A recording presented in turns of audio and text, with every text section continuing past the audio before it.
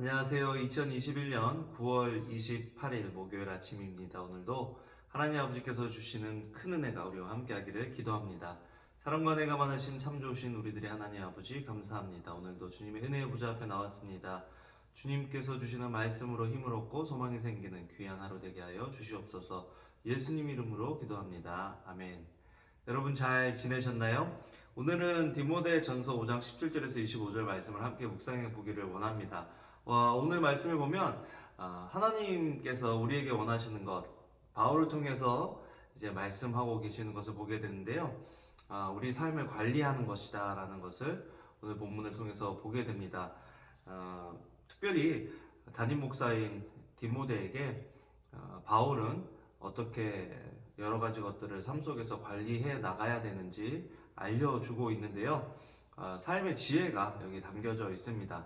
특별히 담임 목사이기 때문에 이렇게 해야 된다고 하기보다는 관련되어진 모든 이 관계나 상황 속에서 우리가 어떻게 우리의 삶을 관리할 수 있는지를 살펴보면 좋겠습니다. 먼저는 주변에 있는 사람들과의 관계 관리입니다. 특별히 담임 목사에게 함께 동역하는 동역자들 있잖아요. 잘 다스리는 장로들은 두 배나 존경을 받게 하여라. 차별을 하라는 게 아니라 교회에서 알아줘야 한다라는 것입니다. 왜냐하면 여기서 말하고 있는 장로는 목사를 이야기합니다. 그렇기 때문에 담임 목사님과 함께 사역하는 협동 목사나 또 부목사나 전도사님들을 이야기하고 있는 거죠. 그리고 또 이렇게 이야기합니다. 특히 설교와 가르치는 일에 수고하는 여러분, 그냥 그 자리에 있다고 존경을 받고 또 존중을 받는 것이 아니라 수고하고 애쓸 때 존중을 받을 수 있다라는 것들을 이야기하고 있는 것이죠. 그래서 그런 목회팀 또 함께 사역하는 그 팀들을 서로 존중하고 배려할 때 그 건강한 공동체를 만들 수 있게 되는 것입니다. 또한 문제가 일어났을 때 그 공동체 안에서 문제가 일어났을 때 어떻게 문제를 관리할 수 있느냐. 먼저 리더십과 또 그렇지 않은 리더가 아닌 공동체 안에서 일어난 일들에 대해서 어떻게 우리가 그 일들을 불평이 없고 원망이 없고 시비가 없이 잘 해결할 수 있는지에 대해서 이야기합니다. 특별히 리더들에 대해서는 두세 사람의 증인이 없으면 증인이 있어야 된다는 것입니다. 그랬다더라 이게 아니라 확실한 증거와 또 거기에 대한 두세 사람의 증인이 있어야 한다는 것입니다.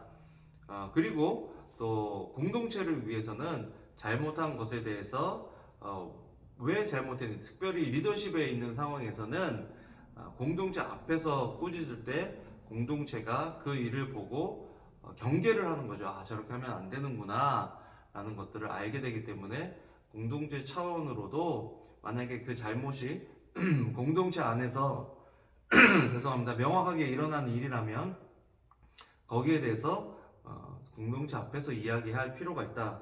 그리고 내가 하나님과 그리스도 예수와 택하심을 받은 천사들 앞에서 엄숙히 명령한다. 너는 이것들을 편견 없이 지키고 아무 일도 불공평하게 하지 마라. 리더십에 있다고 숨기거나 더 혼을 내거나 아니면 그렇지 않다고 평신도라고 또 아무 말도 하지 않거나 아니면 더 불공평한 처사로 결정을 해서 그 사람이 불이익을 당하게 한다거나 하는 그런 일이 없어야 한다라는 것입니다. 또한 여기 보면 자기가 가지고 있는 권리, 내가 당연히 할 수 있는 어떤 그런 능력이나 것들도 우리가 관리를 해야 된다는 것입니다. 22절에 아무에게나 경솔하게 안수하지 마라. 여러분, 이제 담임 목사가 또 이제 리더십에서 안수한다는 것은 내 사람을 만든다고 착각할 수도 있는데, 안수해서 너를 좋아하게 하고 너랑 맞는 사람들하고만 일해라 이게 아니라, 안수는 하나님께서 그 사람에게 주신 것들을 인정하고 또 안수해서 그 사람들이 교회 안에서 공식적으로 어떤 권위를 가지고 일할 수 있도록 도와주는 건데, 이런 리더십을 세울 때에도 마음대로 하지 말라라는 것입니다. 하나님의 뜻 가운데 해야 된다라는 것이죠. 그 다음에 건강 관리입니다. 여러분, 아무리 여러 가지로 훌륭하게 해도 건강하지 못하면 일들을 지속할 수 없잖아요. 우스갯소리로 이런 얘기 했습니다. 어떤 목사님께서 악한 목사보다 약한 목사가 더 나쁘다. 왜냐하면 악한 목사는 오랫동안 사역을 할 수 있는데 약한 목사는 사역을 못 하더라는 거죠. 우스운 말이지만 농담이지만 그 안에 뼈가 있습니다. 우리가 우리의 건강을 잘 관리해야 돼요. 하나님께서 우리에게 건강을 주셨기 때문에, 육체를 주셨기 때문에 육체를 잘 관리해서 오랫동안 하나님께 쓰임 받는 것이 중요하다는 것, 그것도 관리해야 된다는 것을 알게 됩니다. 또한 24절에 보면 우리의 마음을 관리해야 됩니다.